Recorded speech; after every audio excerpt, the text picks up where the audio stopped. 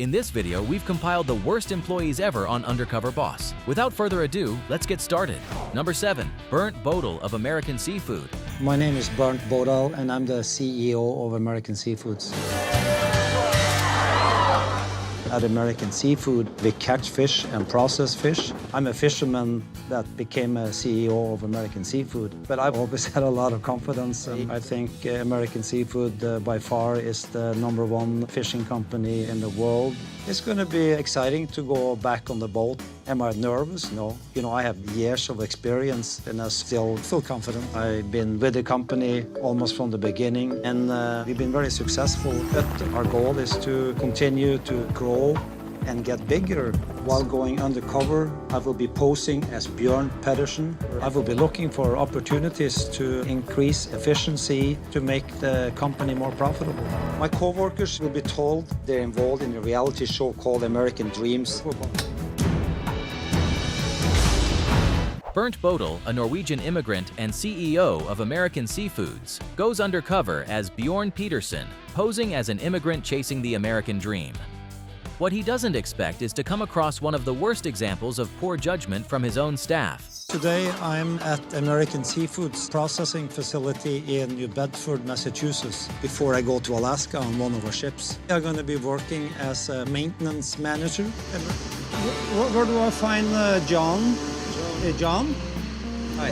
Bjørn Pedersen. Bjørn? Yeah. John Pine, how are you? American Seafood has a lot of equipment. If we have a breakdown in a facility, that's bad for business and cost us money. Got a couple of things to do today. Change over a couple of lines, do some welding. Yeah. Main thing is going to be the pit. Let's go to work on the fish pit. This is our treatment plant. We have to go inside and clean it up. We have to go into the pit. It's going to be a little dirty, a little smelly from the fish, the batters, the breaders, the oil. This is done about once a month. So that's pretty deep. We're going to be swimming down there with that. You're going to be swimming, yes. When you get down there, I'm going to hand you a bucket and a shovel and clean it up. One of the dirtiest jobs in the place. Okay, we're going to hook you up. Under the name Bjørn, he starts working in a seafood processing facility. He's quickly assigned demanding and hazardous tasks, including maintenance in waste treatment areas. What starts off tough soon becomes dangerous. Watch your back over here. If you run into problems, just say up or say stop, okay? This water is boiling! Lift me up! Up! Up! Up! Lift me up! It's boiling! Lift me up! Up! Up! Don't you know that this water is boiling? When Bjørn screamed, you know, I don't want to knock him down too much, but it's hot. It's boiling. It's boiling. All right. Okay, it was like feminine woman. I don't know. Maybe it was a little bit of a, I don't know. Okay, we'll get you out of there. Come on out. The situation escalates when the supervisor, Keith, orders Bjørn into a pit of dangerously hot water. As Bjørn reacts in pain, Keith dismisses it and treats it like a normal task. Instead of prioritizing safety, Keith frames it as a toughness issue, showing a serious failure in leadership. Do you recognize me? I'm Bernd Bodal. I should have, you know, being tricked doesn't make me happy. When I saw your palm of your hand, I said, no way he does labor work. But I should have known. I had that feeling back of my head. But I feel I was made a fool of. John, again, I don't think you should take it that way. For me to be able to see how you guys work, and, you know, I mean, yourself specifically are extraordinary. If anyone made a fool, was me trying to do these jobs. I feel I was made a fool of. It was definitely an eye-opener for me. Well, how's your feet? I should have asked you that. When Bernd reveals his identity, the focus shifts to Keith's actions. He makes it clear that no supervisor should put an employee in danger. He stays composed and points out that the issue comes from a deeper failure in training and accountability. It's a good reminder for me, the sacrifices they make. You're gone for weeks and months at a time. One thing we will do is to get internet access on all our vessels. And it takes a very special person to do a job like this. You know, I came here in 1978. I really appreciate the opportunity I had in America, and I'm very supportive of them being successful. And I strongly believe in supporting our crew and giving them the best possible work conditions. In the end, Keith's actions become a turning point for the company. The incident pushes American Seafoods to address safety issues and improve leadership standards. It serves as a reminder that poor leadership can lead to serious consequences. Number 6. Larry from Waste Management. Good morning, I'm Sandy. Sandy, nice to meet you. Get changed and then come back out to see me. Okay. All right, we need to get the earplugs in. These here are sleeves because there are sometimes needles. Okay, are you ready? What exactly am I going to be doing? You're going to be picking trash. Larry O'Donnell goes undercover to experience frontline work at one of the company's toughest recycling facilities. He expects hard work, but quickly realizes there are bigger problems inside. Cardboard. I'm seeing that. Trash is garbage. This is the slowest line I have in here. Oh, no. Yeah. You got to be kidding. Cardboard. I'm missing it again? This goes pretty fast. No, that ain't fast. This goes by so fast. Wow. This is unbelievable. And then you're looking for cardboard. You have to get that off because it'll jam the equipment. Just trying to keep up with all the different things that are going by. I was sweating bullets because I know how expensive that equipment is. I missed it. I missed it. Randy, we're going to take our half-hour punch lunch right now. Okay. Okay? On his first day, Larry makes a mistake and shuts down part of the line too early, putting himself in a tough spot. It shows how strict and demanding the job is for new employees.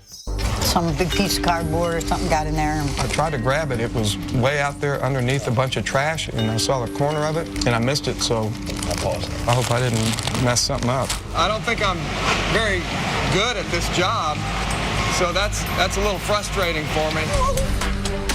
What's happening?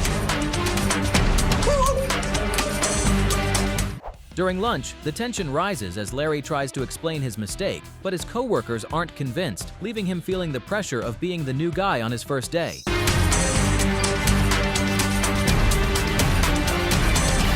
Right on time. I had to punch it back in or I get docked. I can get docked 2 minutes every minute that I'm late. That's the way Kevin does that. Doesn't seem very fair. He's sitting right here in his office. There's cameras up there, so he's watching us constantly. I wish they didn't have it. Larry is surprised to find strict policies that monitor every minute of the worker's time, creating a tense environment, exactly the kind of issue he set out to uncover. Number 5. Chad of Budget Blinds. I'm Chad Halleck, and I'm the CEO and co-founder of Budget Blinds. I want to see if the franchisees are optimizing their ability to make the most successful business they can make. I want to see them selling correctly, installing correctly, so that their businesses can grow bigger than they've ever felt. Bottom line, I want to see if they are doing the business in such a way that they can shine. I looked into this franchisee before coming today, and quite frankly, his sales in a single territory aren't stellar. Today, I'm starting out in Morris, Illinois. So my hope today is to find a way to improve his sales and become one of the top producers in our franchise company. Chad Halleck, CEO of Budget Blinds, goes undercover to see if his franchises are meeting expectations. He visits a struggling location and meets the owner, Keith, quickly realizing there may be bigger issues inside. Are you Keith? I'm Keith. Nice to meet you. Nice to meet you. Nice to meet you. We're gonna go to a consultation, so that's a sales appointment. Let's head to the consultation. All right, let's do it. If he is going to pursue a career in window coverings, he would need to shave a little more often. You know, So we you have have two kids? kids. We have two kids, Cody, who's 15, and Megan, who's 13. Oh, wow. And so with my daughter being 3, that's a huge, real important thing for me is my kids. Yeah. My wife started talking about what an interesting concept this was, and that's how the whole thing started. The local franchisee, he came out, he sold us a blind, and next thing I know, we're flying out to corporate headquarters in California and doing a little discovery day. Keith has no idea who I am. I love it. As Chad rides along with Keith, he's relieved Keith doesn't recognize him. It gives him a chance to hear Keith's honest thoughts about the company and leadership. Chad, who's the CEO of the company, he kind of took us around, told us what we were getting into type thing. And so there's two twin brothers, very different personalities, by the way. Chad is, I think, more serious, more set in his ways. I might be passionate and intense about the business, and that's why I'm so, as he would say, serious about what I do. He's all Hollywood, and we kind of make fun of that. You know, us here in the Midwest, we're just more laid back. Before they even start, Chad hears Keith describe the CEO as too serious and out of touch, even joking about it. Chad almost reacts but stays quiet and decides to watch how Keith runs the business. Keith from Budget Blinds. Hey, Keith. Nice to meet you. This is Tom. Did you guys have a product in mind that you were thinking about doing? Not necessarily a product in mind, but... And so what I got is a little catalog here. And it's just a lot of different pictures in there of all kinds of different treatments. You want to be able to control light. Yeah. I mean, would you see yourself as being a little more casual, or you want this room to be a little more formal? I think Keith is really good at asking questions, but there's sometimes too many questions and too many choices. As you see things you like, we'll talk about them, and I'll tell you what they do. But the real problem I see here is Keith is just not taking control of the situation and directing these folks. This is new to them, but he's been doing it for 10 years. He should be able to say, boom, you should do this. This is what I think looks great, but he hasn't done that. I don't know. I need someone to tell me what to do. We're gonna be here a while, so go right ahead and tell me no on stuff. During their first consultation, Chad grows frustrated watching Keith handle the meeting. Despite his experience, Keith doesn't guide the customer or help them decide, and the conversation goes nowhere. We'll be a little bit bold. I mean, it is going to make a statement. It's going to jump. The nice thing about paint is when you guys want to do that, I would actually bring back our drapery specialist. There are so many colors out there. Just keep going through there. Okay. See where we get. This is taking way too long. 2 rooms shouldn't take you longer than an hour at max, and that's driving me nuts. We're going to bring up a new book, and we're going to go through some new choices. Originally, we were talking about those windows. Did I miss some? We were a little crunched on time. We want to make sure that it's absolutely perfect. I can clearly see why Keith's sales aren't stellar. Today's consultation appointment really opened my eyes to the fact that these franchisees may need a lot more design experience. Keith's owned this business for 10 years. He should know by now how to walk in and design a room. After a long discussion, the meeting ends without a sale. The customer can't decide, so the process will have to start over. Chad leaves frustrated, feeling the opportunity was wasted, unaware Keith has more to show. You were talking just earlier about your sales and how you do that. They want you to go in there and do a job and get the sale and move on to the next one. Is that how the franchisor taught you or teaches you how to do it? I think they're a little bit more, direct. For the most part, corporate's great. Yeah. But there are some things that they are very set in their ways about. Instead of being maybe a little bit more flexible and saying, hey, regionally, this might work better in this region. With my territory being very rural, I'd like to see more regional advertising. So if I could see that commercial, that'd be great. I take it very personally when Keith starts disagreeing with the way corporate spends the advertising dollars, because that's really what I do, and that's my bailiwick. Our CEO, I think his background, was marketing, if I remember right. So that's kind of his baby. If I or someone else has gone up to him and been like, man, that thing really doesn't work. Pretty rigid guy. He doesn't take suggestions too well without getting overly defensive about them. Well, then you wouldn't have any kind of national advertising fund. So what's the use? Don't take any money and spend it all yourself and do it all wrong, or let me spend it where I know it's best. I don't think I'm defensive. I think I actually know what I'm talking about, and I've got incredible logic and rationale to support the decisions we make. I don't like excuses. Keith definitely needs help. He could do more appointments per day and subsequently make more money each and every month.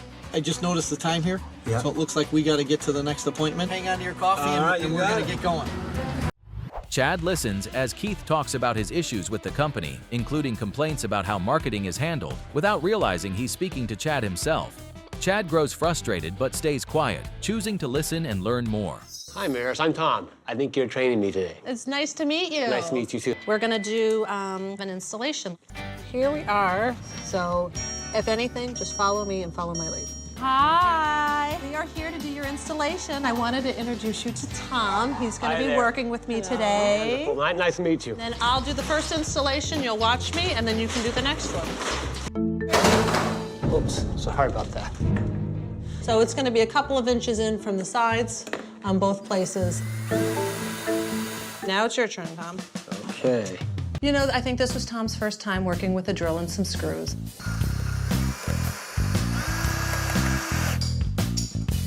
Whoops. In front of my own franchisee, I can't even screw a screw into the thing without dropping it. That was a little bit embarrassing. Good. Got both sides in? Is it in? Totally in? Okay. So you just installed your first set of blinds. How do you feel like you did? Would I see Tom as a budget blind franchisee? Absolutely not. Chad visits another franchise and meets the owner, Maris. They go out to install equipment, but Maris isn't happy with his performance and points out several mistakes. They finish the job, but Chad starts to notice the same issues as before. I will show you how I do some of my marketing. Okay. So what I do is I do direct marketing. You know, if I don't know if I'm getting everybody in the building, if I go and make a relationship with the doorman, I call it juicing the doorman.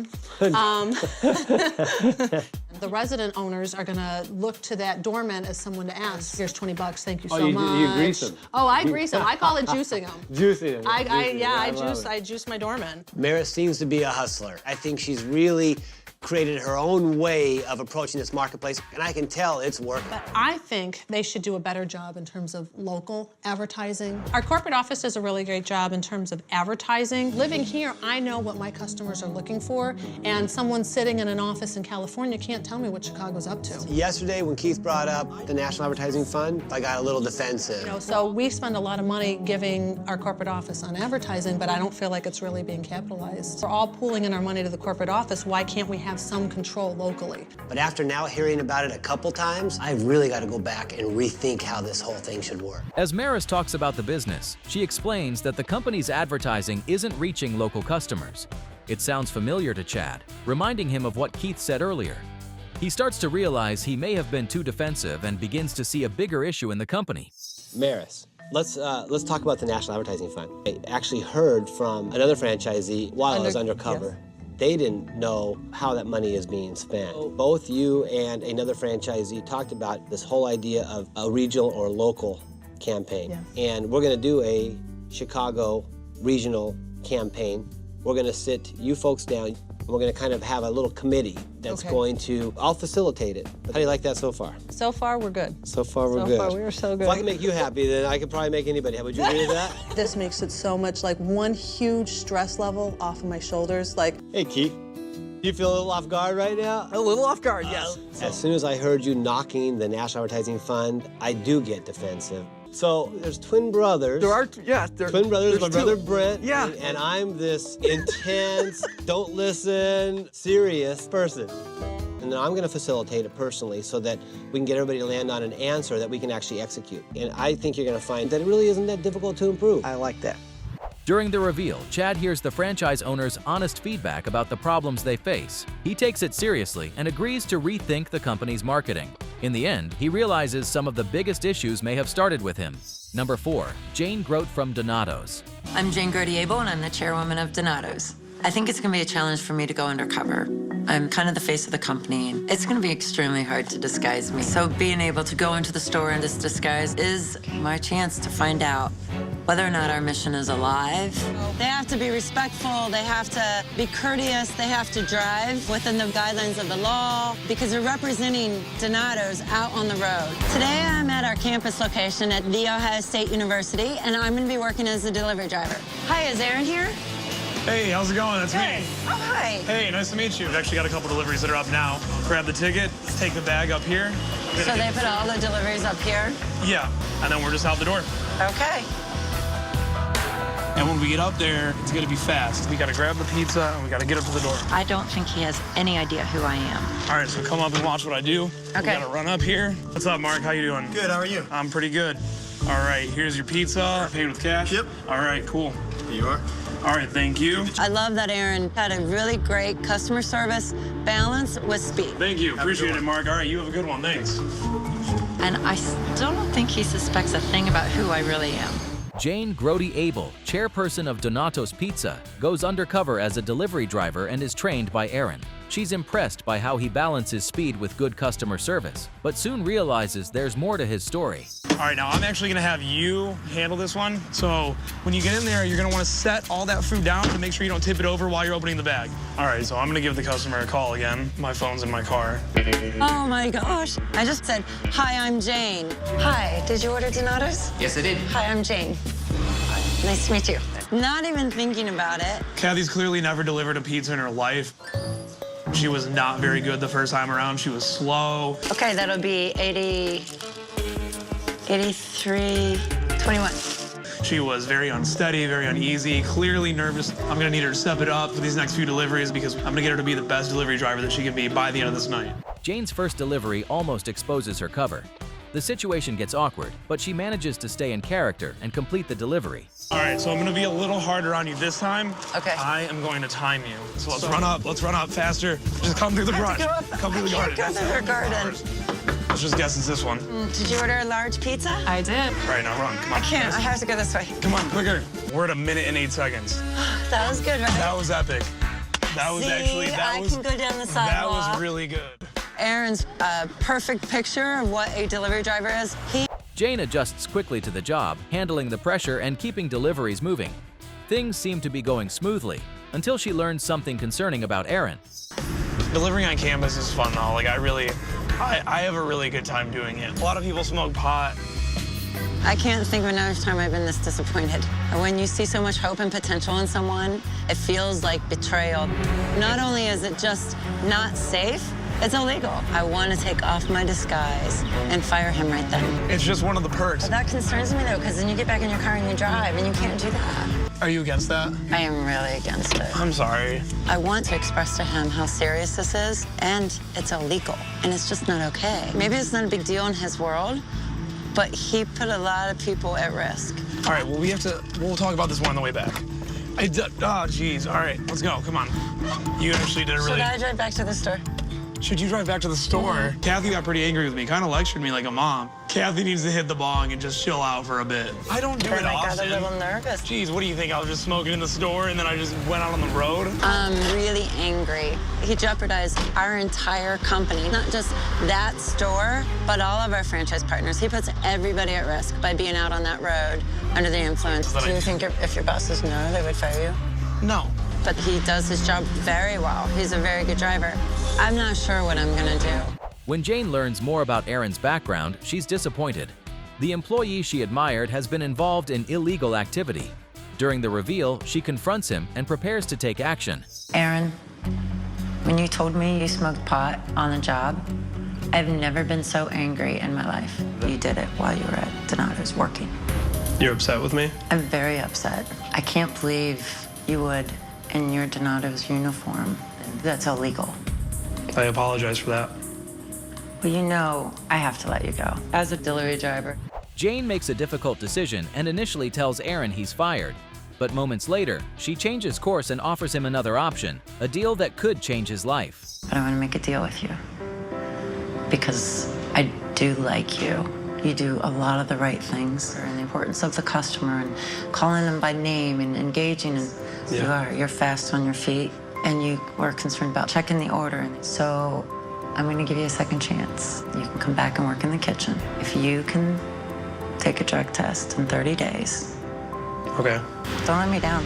I won't. Don't let yourself down. I'm not going to let you down. I thank her for giving me the chance that she's giving me, and I think in the long run, I'm going to show her how much I appreciate it. Even in a difficult moment, Jane sees opportunity. Working with Aaron pushes her to make an unexpected offer that could benefit them both and turn the situation around. Number 3, Shane Evans of Massage Heights. I'm Shane Evans. I'm the COO and co-founder of Massage. The downside to being a COO is not having the ability to get into the field as often as I like. And it's hard to know as we're growing if we're delivering a consistent guest experience each and every time. They have no idea this is actually Undercover Boss. Tracy Reynolds. Today I'm in Houston, Texas, and I'll be working with a lifestyle consultant. Consistency is so important to me because the guest must know what to expect from Massage Heights as a brand. Shane Evans, COO of Massage Heights, goes undercover to see what's really happening inside the company. At one location, she works with Kenny, a lifestyle consultant, but issues start to show right away. Hey, how's it going? Hi, are you Kenny? I am. Hi. Is it Tracy? I'm Tracy. I've been expecting you, girl. Basically, I'm a lifestyle consultant. Okay. AKA front desk. Oh, basically, we are the awesome. muscle. So we're about to restock. Because Okay. part of a lifestyle consultant, basically, we have to deal with products as well as restocking those products. All of our retail items have a place. And we gotta organize this because it looks like a hot mess. Okay. Look at what I have set up over there and basically just scan it through it real fast. We have a schematic for everything. It's something that we spend a lot of time and money on doing. doing. And then come over here and try to mimic it. Oh, geez, really? There's not that many products up there. So that the stores will look really, really great to the guest. Do you have some sort of diagram or something? That's gonna be your diagram. Because over there, I have it set up correctly. Milk, spray butter. Okay, butter goes here. Okay, salt, wash, milk, spray, butter. You always move the products to the closest part of the shelf. Honey, don't try it. What you see over there is what we want. That shelf doesn't look very good to me. Girl, we got 10 minutes, so all you gotta do is make it presentable. Okay. I'm about my business. So you might be a diva with me, but I'm a bigger diva. And I will handle you. Maybe take a look at what you got over here. Let's see. Okay, you've used everything. Yes. Girl, you better work. You did good. Okay, give me one, great. girl. Right away, Shane isn't impressed with how the products are presented. She tries to fix it, but Kenny sees it as overstepping. He eventually agrees, but the problems don't stop there. Okay, so these are the products that the therapists use. Okay. Biofreeze, ever had that before? Uh, That's what they're using on their clients. Immediately, I noticed that the Massage Heights products are not the products that are being used. In every Massage Heights retreat, they're supposed to be using a branded massage lotion that we created at corporate. The point is to provide a consistent guest experience. At this retreat, they're not using that lotion, and I'm really concerned about that. So that's really good product? Yeah, this is a good product. Okay. I need to find out who is ordering the wrong lotion and why. Shane discovers the staff aren't using corporate products. As they share their opinions, she realizes something isn't right and the business isn't running as it should. The Massage Heights came out with their own massage lotion for us back here. It was terrible. It was just really, it smelled weird. We all hated it and we all said, we're not gonna use this. I'm struggling a little bit trying to hold in my inner boss. Consistency is key in growing a brand. The brand recognition has to be there, and part of the branding is the actual product used. So how do you make your money? I make hourly and off commission. Okay. So how do you sell product if they're not experiencing That's it? a good one. It is a little more difficult selling this one. Yeah. As well as this body butter because, like you said, you're not experiencing it. Do you think that the Massage Heights is consistent in every location? I won't say that. From what the clients tell me, we're not. The lotion differentiates us from other brands. It is also what helps us sell retail. It's a branding opportunity. As more issues come up, Shane becomes more concerned. She realizes the problems run deeper than expected and prepares to address everything during the reveal. You have a spunky personality. You have high energy. I loved that about you when I met you. Thank you. That location is not using the Massage Heights specified operational lotions, and I think there's a possibility that we failed in education of that product line, right? So we're gonna send a crew out and we're gonna give the front and back end some education. That's because of you. Something else I would like to do is make your life better in the long run. I'd like to give you $10,000 towards a college fund. There's a blessing for you. You just have to make sure to reach it. You can't let those struggles define you as a person. There's so many things out there for me, and I'm proud and I'm overwhelmed and I'm just thankful. During the reveal, Shane speaks to Kenny directly, addresses the issues, and sets new expectations. She also commits to better training and helps support his future by funding his college. Number 2, Jose from Mako. I'm Jose Costa, and I'm the president of Mako. Mako is America's body shop. Mako was famous in the 70s, 80s, and 90s for its tagline, "Uh-oh, better get Mako." I've only been here 10 months, and I'm tasked with transforming our business. And we've made a lot of progress. I invested my own savings in the success of our brand. So I have a lot to lose or a lot to win, but I'm very concerned that our franchisees are not following our guidelines. Throughout my undercover journey, I'm going to be these guys as a food truck owner from Argentina. My employees will think they're on a reality show where 10 international contestants are competing to win a dream home in America. Today, I'm in Orlando, Florida, and I'll be working as a body tech. I want to come to this shop because it's one of the best ones in our company. The body tech is the first position in our production process. It's ranked number 9. They do $2.5 million, and I want to learn from the best.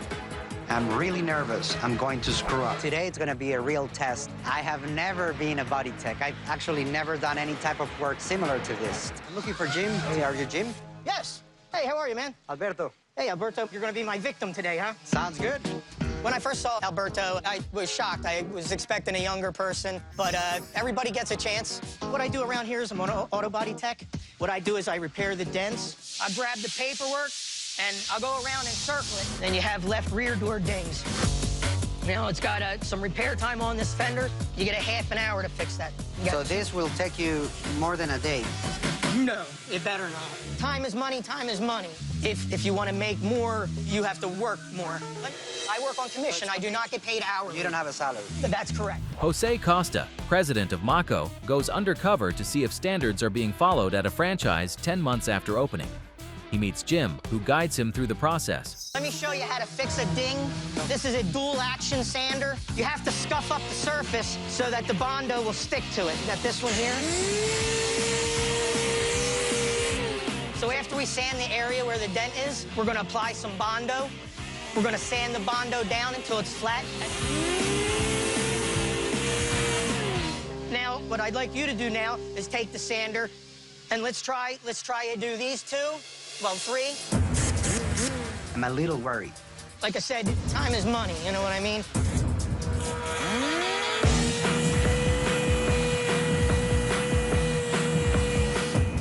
Oh my God, I've never sanded a car in my life. You want to keep this flat also. Alberto was handling the tools like he never had touched them before. Try not to be so jitter. You see what happened? Feel that. You feel the big hump here where you just try blocking it. Keep your sander flat. We're very close to screwing this up. You know, a little awkward. From what I remember, it was just a little ding here, so you got a lot. Too much? Yeah, my 3-year-old kid would probably be a better sander than Alberto. The more you put on, the more time you're going to need to sand it off. Again, it's about quickness. It's about you learn what you can get away with when it's painted. You know what? Not every dent has to be 100%. My goal is to get this car in and out of my area as quick as possible. You need to do that to make money. You know, cut corners. These people are hopefully know that when they come here, it is, you know, a cheap paint job. It shouldn't be cutting corners. That's unacceptable. That's not how we do business. That's what people think of Mako. Yeah. We have strict guidelines that need to be followed. He needs to fix every car the right way. We're not working at Cadillac. We're working at Mako. Mako is subpar. That pissed me off, and I had to bite my tongue. We are high quality for a fair price. He watches as Jim approves repairs that don't meet company standards, choosing speed over quality. Frustrated by the good enough mindset, Jose decides to dig deeper to see if it's a bigger issue. Another responsibility is keeping your area clean. But I understand that he needs to move fast to make more commissions, but that doesn't mean he needs to cut corners. That's not the Mako way. This is a better opportunity for you? We're competing to see if I can move here. So what brought you to this country? The situation in my country is not very good right now, so I have 2 kids and my wife. I haven't seen them like in 6 weeks, but I don't think Jim is a bad guy. Yeah. I know what it's like not seeing your family. I spent some time in jail for 2 years, and I had gotten my 3rd DUI up in Pennsylvania. They wanted to send me to jail for 5 years. Wow. I guess did not go down the road I had wanted to, and got messed up in the alcohol and stuff. And so I checked into a rehab and spent 18 months down here in a rehab, not being able to see your family. And I missed a lot of time with my 2 older kids. But at the same time, I'm gonna have to make a very tough call with him because he's cutting corners and we cannot cut corners at Mako. So this half of my life is for the kids. I need to, you know, it's my last chance. I need to spend time with this kid, be present in their life so that they don't end up where I did. As the shift continues, Jose realizes Jim isn't a bad person, but his work doesn't match the company's standards. He starts to weigh whether Jim needs guidance or is a bigger problem as he prepares to reveal his identity. My name is Jose Costa, and I'm the president of Mako. Oh, man. Throughout my journey, I've struggled a lot with you because you're a good man, but you're cutting corners. Right there when you said I'm cutting corners, I was going to pull my disguise and fire you. It's not true. The corners I'm cutting are corners that can be cut. You're putting your pocket and your dollars on how much you're making before the quality of the work. The corners that are cut every day. I don't need you to cut corners. A brand doesn't survive 42 years by cutting corners. That's the way I was told how to do it. If that's what you're being told, I need to look into that. That's not who Mako is. You're a good body man. You talked about second chances and opportunities. Do you think you can change, Jim? Yes. Okay.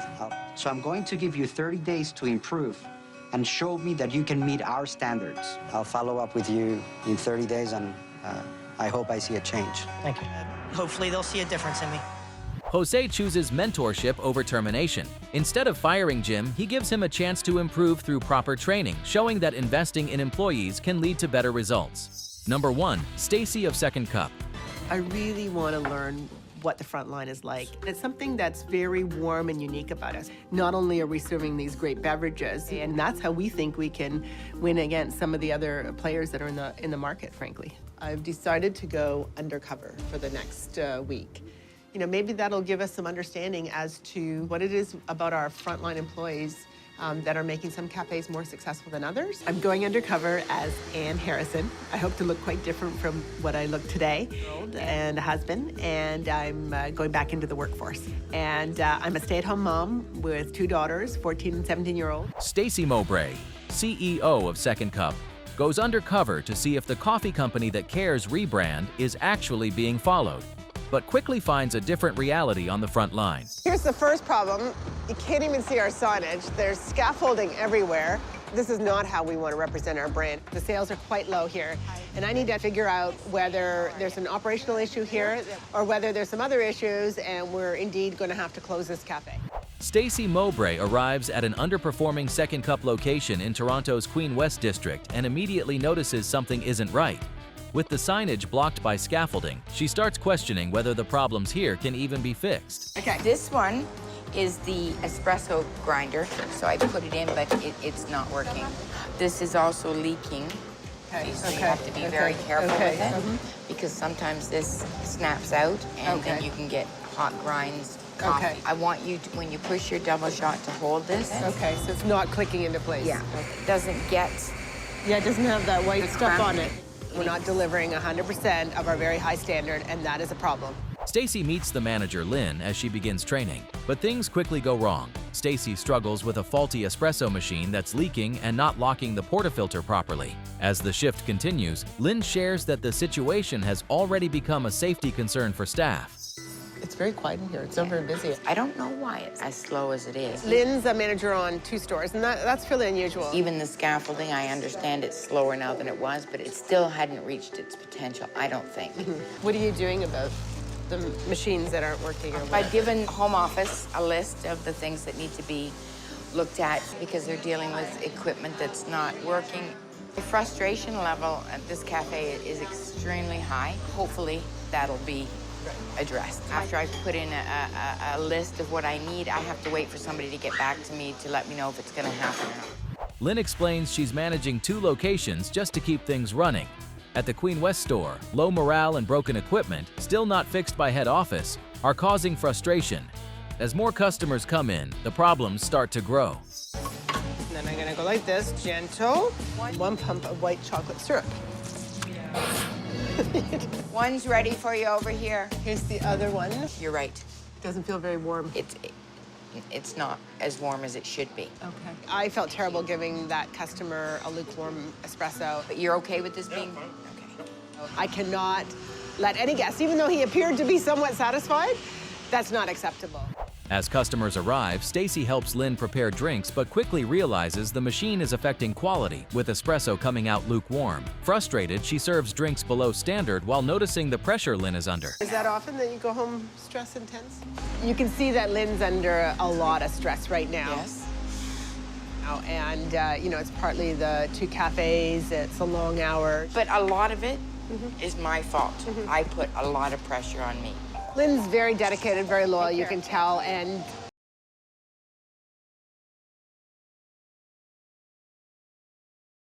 no matter what we do with this cafe, we have got to take some action right away.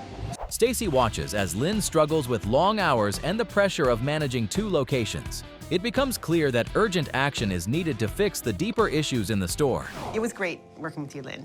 You're doing the very best that you can. It is a challenging cafe. Probably wondering, you know, what we're going to do with the cafe. So we actually are going to close the cafe. It's bittersweet. I wish I could have done more, but I understand that it's just not performing the way it should be. What it means is that you can focus all your effort on your other cafe. And then with all the work you've done, Lynn, I just want you to know that we really appreciate what you're doing. Thank you. We want you to take a week off, paid holiday. I've taken pride for 11 years in my job, but to actually have somebody say and see how hard I work, I didn't know that I ever really needed that before until it was said to me, and then I thought, wow, I really needed to hear that. Stacy reveals her identity to Lynn and thanks her for her hard work despite the challenges. She then explains the decision to close the cafe and let her go, but offers support by giving her a 1-week paid vacation to spend time with her family. If you enjoyed this video, click now to watch Undercover Bosses shocked by harassing employees.